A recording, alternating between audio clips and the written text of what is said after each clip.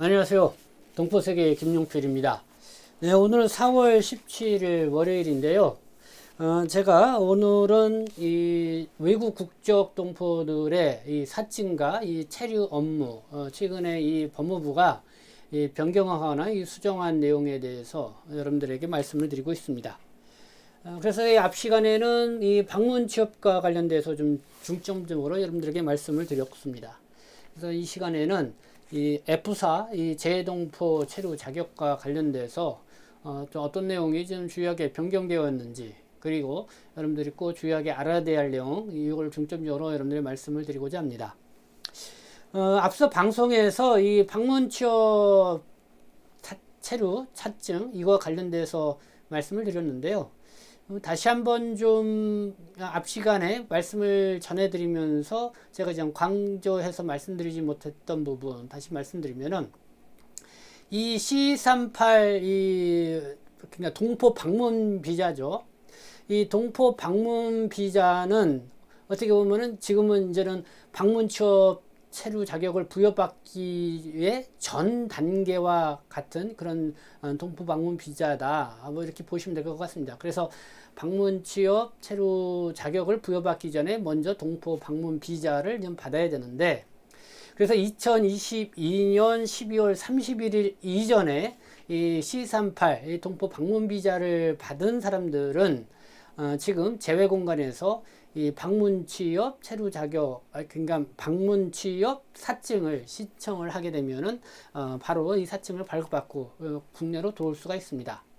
그리고 이 C38 체류 자격을 2023년 신규로 이 발급받은 사람들이 있죠. 그러면 이 사람들은 이 방문 취업 비자를 언제 받을 수 있냐, 이렇게 생각을 할 수가 있는데요. 일단은 C38 비자를 발급받고 나서 한국에 들어오셔서, 그래서 이 한국어 능력 시험, 그러니까 사회통합 프로그램의 이 사전평가 시험으로 한국어 능력 시험을 보고 41점 이상을 맞게 되면은 이 18세 이상이죠, 연령은. 그리고 방문 취업 비자를 이제는 체류 자격으로 이 변경이 가능하다. 뭐 이렇게 여러분들이 이해를 하시면 될 것 같습니다. 그래서 이렇게 방문 취업 체류 자격으로 이제는 사증을 갖고 들어오거나 국내에서 이제 체류 자격 변경을 하게 되면은 여러분들이 이제는 외국인 등록 신청을 해야 되죠. 거기에 따라서 이 한국어 능력에 대한 이거를 여러분들이 별도로 좀 제출을 해야 됩니다. 그래서 사회통합 프로그램을 통해서 여러분들이 한국어 능력 시험을 쳤던 그 점수를 이렇게 제시를 하면 되겠죠. 또 좀 그런 부분들을 좀 여러분들이 다시 한번 알아야 될 것 같은데, 좀 한국어를 모르는 중국 동포나 뭐 또 이렇게 고려인 동포들도 많기 때문에 이렇게 이제 한국어 능력 그거에 대한 별도의 그 자격이랄까요, 기준을 제시를 하는 것 같습니다. 자, 그러면 이 재외동포 체류 자격과 관련돼서 좀 알아둬야 될 내용이 무엇이 있냐? 네, 먼저 이제 재외동포 이 사증 발급과 관련돼서요. 일단은 저한테 이렇게 문의해 오신 분이 있습니다. 이 과거에 이 재외동포 사증을 발급받아서 한국에 들어와서 거소 신고를 하고 한국에서 어느 정도 생활을 했습니다. 그래서 한국에서 아마 이 은행 계좌도 개설을 하고, 뭐 그걸 통해서 또 핸드폰도 개설을 하고, 뭐 여러 가지 공적 이 필요한 서류 이렇게 했겠죠. 이 거소 신고 등록번호죠. 일종의 외국인 등록번호와 같이. 근데 이제는 뭐 중국이라든가 해외로 이런 출국을 했습니다. 그러니까 여기에서 이 거소 신고증도 체류 기간이 만료가 됐고, 그 다음에 이 재외동포 사증도 이제는 기간이 만료가 됐습니다. 그러면 어떻게 되느냐? 다시 이 재동포 사증을 신청을 하고 다시 한국에 들어가서 또 거소 신고를 하면 되느냐, 이렇게 문의하는데 그렇습니다. 다시 이 재동포 사증을 신청을 하셔서 한국에 들어오셔서 거소 신고를 하면 되는데, 그러면 이 거소 신고 등록 번호는 어떻게 되냐? 기존에 이 부여했던 그 번호 이 그대로 이 부여가 되기 때문에 그 전에 여러분들이 개설했던 통장이라든가 뭐 그런 거는 변경할 필요가 없다. 이렇게 보시면 됩니다. 그래서 기존 번호 그대로 부여가 된다. 이런 내용이고요. 그리고 뭐 최근에 한국에 이 대학에 자녀를 유학을 보내신 분인 것 같습니다.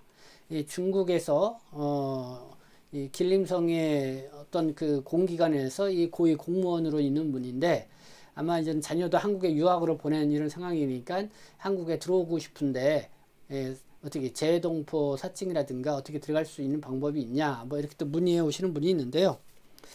이렇게 이제는 공무원 출신으로 그러니까 거주국에서 정부공인 1급 그러니까 대학 교수급이라고 해요. 그 다음에 2급 대학 부교수급 이렇게 해당되는 분들은 재직증명서만 재공간에 이렇게 제출을 하게 되면은 재외동포 비자를 발급받고 한국에 들어올 수 있다라는 그런 안내의 말씀을 우선적으로 여러분들에게 말씀을 드립니다.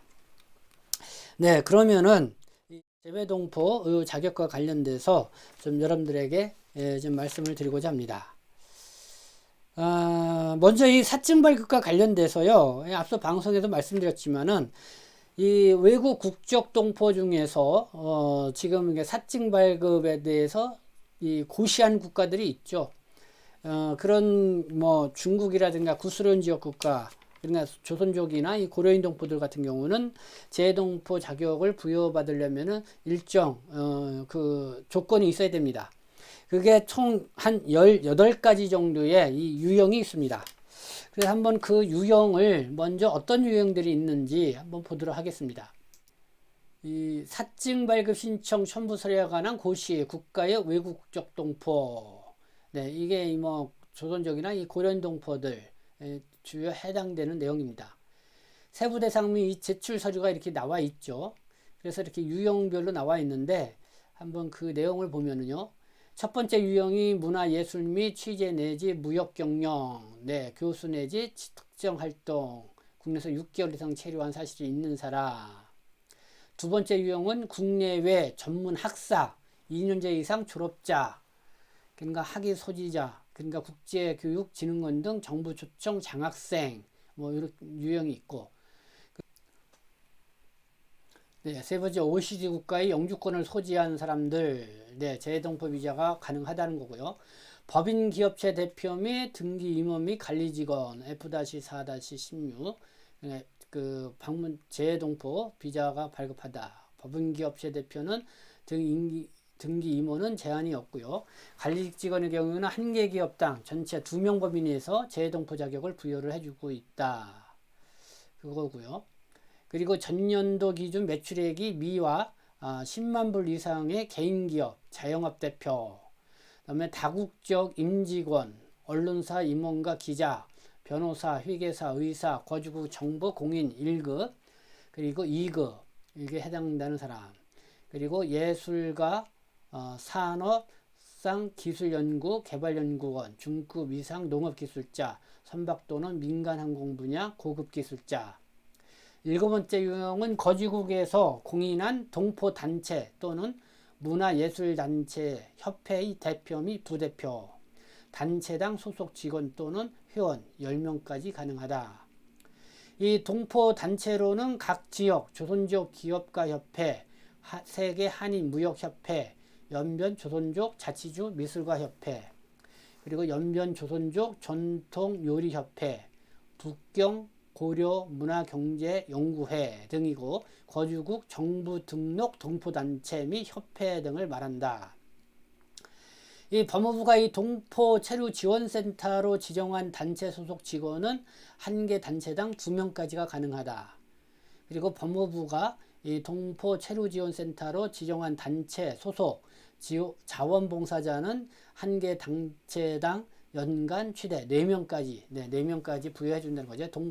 법무부가 지정한 동포 체류지원센터, 거기에 소속된 자원봉사자들요. 그래서 이 자원봉사자가 한 개 단체당 연간 최대 4명까지 가능하다고 하는데요. 이 한국중앙 이 자원봉사센터, 요게 1365번입니다. 대표번호가요. 전화번호죠. 이 발급한 이 실적 확인서로 확인을 한답니다. 그래서 6개월 이상에 걸쳐서 봉사 시간이 200시간 이상 하기는 되는 자에 한해서 이렇게 한다. 그래 하루 봉사 시간 최대 6시간까지. 그래서 이렇게 법무부 동포 체류지원센터로 지정한 단체 소속 직원은 1개, 단체당 2명까지 재외 동포 비자를 변경을 해준다. 이런 내용이 있고요. 이게 요번엔 좀 추가된 내용인 것 같고요. 8번째 유형, 전현직 국회의원 5년 이상 재직 공무원 및 국가 및 국영기업체 직원, 또 대학 교수, 중고등학교 또는 초등학교 교사, 또 10번째 유형, 국내에서 개인 사업체를 경영하고자 하는 사람, 국내에서 개인 사업체를 경영하고자 하는 사람. 그래서 본인의 자산으로 3억 원 이상 투자를 하거나 또는 2억 원 이상 이렇게 투자를 하는 그런 입증서류 이런 것들이 이제 필요하죠. 이는 투자를 했을 경우에 그런 경우가 해당된다. 또 11번째 유형, 방문 취업 체류 자격자로서 육아도우미, 농축산업, 어업, 뿌리산업, 지방소재, 제조업의 동일 사업장에서 계속하여 2년 이상 근무하고 있는 자. 방문 취업 체류 자격이면서 육아도우미, 농축산업, 어업, 뿌리산업, 또 지방소재, 제조업 이런 데서 동일 사업장에서 계속해서 2년 이상 근무하고 있는 자. 이 방문 취업 자격자로서 지역에 관계없이 동일 사업장에서 계속해서 4년 이상 근무하고 있는 사람도 가능합니다. 4년 이상. 요거는 지역 상관없이. 그러니까 어느 지역 상관없이 육아도우미, 농축산업, 어업, 뿌리산업, 지방소재, 제조업 이런 데에 이제 근무하고 있는 사람을 말하죠. 그리고 계절 근로를 참여한 동포 중 180일, 6개월 이상 근무한 사람, 재외동포 비자가 되고요. 12번째 유형이 60세 이상 외국 국적 동포고요. 이 고령 동포죠. 13번째 유형이 한중 수교전에 입국해서 특별 체류 허가 및 사증을 받아서 방문 취업 자격으로 체류 중인 사람. 이런 사람도 재외동포 체류 자격이 가능했는데 이번서부터는 신규 사증 발급 및 자격 변경이 중단되었다고 합니다. 아마 거의 다 소진이 됐기 때문에 그럴 거라는 생각이 듭니다. 14번째 유형은요, 국내 공인 국가기술 자격증, 기능사 자격증 이상을 취득한 사람들이죠. 금속 재창호 종목은 2013년 취득자까지만 인정하고 또 60일 이상 계절 근로를 참여한 동포 중 국가기술 자격증을 취득한 사람, 이렇게 된다. 그래서 2022년 1월 3일 이전은 취득자의 하나. 그래서 요즘도 이 국가기술 자격증, 그래서 이 관심이 좀 계속 있는데요. 이 법무부가 이렇게 공인한, 그러니까 법무부가 인정한 재외동포 체류 자격으로 변경이 가능한 그런 이 국가기술 자격증이어야 한다는 것 알아두셔야 됩니다. 그리고 15번째, 사회통합 프로그램, 이 4단계 이상 이수한 사람이죠. 이 사회통합 프로그램을 4단계 이상을 한 사람, 또 사전평가 시험을 봐서 5단계를 배정받은 사람, 그 다음에 사회통합 프로그램을 이수하지 않았으나 기하허가 신청을 하고 기하용 종합평가에서 합격을 해서 5단계를 배정받은 사람, 이런 사람들이 재외동포 자격을 부여받을 수 있다. 여러분들이 뭐 사회통합 프로그램은 이 사회통합 정보망이라는 사이트에 들어가셔서 여러분들이 확인을 하실 수가 있습니다. 오늘 제가 방송으로도 여러분들의 이 말씀을 드린 내용입니다. 그리고 16번째 유형을 볼까요? 고등학교 졸업자가 가능하죠. 국내 한국에서 들어와서 고등학교를 졸업한 자. 그래서 초중등 교육법에 따라서 제3회 고등학교, 고등기술학교를 졸업한 사람, 초중등 교육법에 따라서 특수학교, 각종 학교, 대안학교, 외국인 학교 중 고등학교에 준하는 학교를 졸업한 사람, 또 고등학교 졸업학력 검정고시에 합격한 사람, 또 교육부 인가를 받은 외국 교육기관, 제주 국제학교, 고등교육과정을 졸업한 사람, 또 요번에 추가된 게 이런 내용이 있습니다. 평생교육법 제31조 학력인정 평생교육시설, 그래서 학교 형태의 평생교육시설을 얘기하는데 여기에서 중고등학교 졸업에 학력이 인정되는 시설로 지정된 그런 과정을 졸업한 사람, 이런 사람들도 이 고등학교, 국내에서 고등학교 졸업자로 보고 재외동포 체류 자격을 부여를 해준다. 그래서 이 졸업증명서나 검정 후 시 합격증명서 또 뭐 이런 것들이 필요하고 한국어 능력 입증서류 이런 것들이 필요하죠. 17번째, 네, 국내에서 초, 중, 고교 재학 중인 동포 자녀들을 가능합니다. 부모 부 또는 모가 외국인 등록을 하고 국내 체류 중인 이 동포의 자녀, 그래서 그러니까 엄마나 아버지가 둘 중에 한 명이 한국의 그 재외동포 체류 자격이나 방문 취업 체류 자격 등으로 이렇게 있고 있는 경우 이제는 그 재외동포 체류 자격을 그 초중고에 다니는 자녀들에게 부여해 줄 수가 있다. 근데 이 부분이 좀 많이 홍보가 안 되어서 그런지요. 이렇게 보니까 이렇게 F4 체류 자격으로 변경하지 않고 있는 그런 동포 자녀들도 상당수 있는 것 같습니다. 그래서 한번 잘 알아두시고 여기에 해당되시는 분들은 재외동포 체류 자격으로 좀 변경을 하시면 좋지 않나 생각이 듭니다. 네, 이렇게 쭉 보시면 되고요. 여기에 보면은 요번에 좀 추가된 내용이 있습니다. 이 내용도 보도록하겠습니다. 부모 요건이 있죠. 그러니까 국내 초등학교, 중학교, 고교에 6개월 이상 재학 중인 이 동포 자녀들이 동포의 부모가 그 아버지나 엄마가 불이익한 사유로 국내에 체류 중이 아닐 경우 대상자를 양육하는 비동포 부모나 조부모가 있는 경우 자격 변경 신청이 가능하다. 네. 그러니까 이 중국 동포 같은 경우는 이 조선족 동포 할머니 할아버지가 아니라 뭐 중국 한족이라든가 뭐 이런 분들이 이제는 그 손주 손녀를 돌보는 경우가 있죠. 비동포 부모 또는 조부모가 이렇게 이제는 돌보는 경우, 그런데도 이제는 동포 자녀라는 게 입증이 되면은 6개월 이상 이 체류 재학 중이면은 이 재외동포 체류 자격을 지금 부여받을 수 있다. 네, 이런 내용이 이번에 추가가 되었습니다. 그리고 과거에 마지막 18번째 유형은요, 과거에 재외동포 자격을 소지한 사람들 역시 재외동포 자격을 가질 수가 있습니다. 과거에 재외동포 자격으로 체류하였으나 상기 앞서 말씀하는 1번서 17번 유형의 세부 대상 자격에 해당되지 않는 사람들 같은 경우 재외동포 자격을 변경받을 수 있다. 이렇게 여러분들이 보시면 됩니다.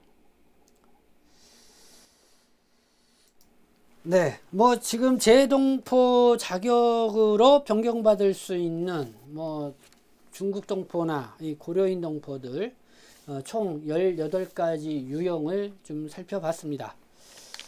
네, 뭐 이렇게 이 F4 체류 자격 받는데도 이렇게 까다롭게 이렇게 유형을 18가지 유형에서 이렇게 본다는 거 여러분들이 좀 답답한 마음이 있지만은 그래도 보시고 여러분들이 해당되는 상황에 보시면 될 것 같습니다.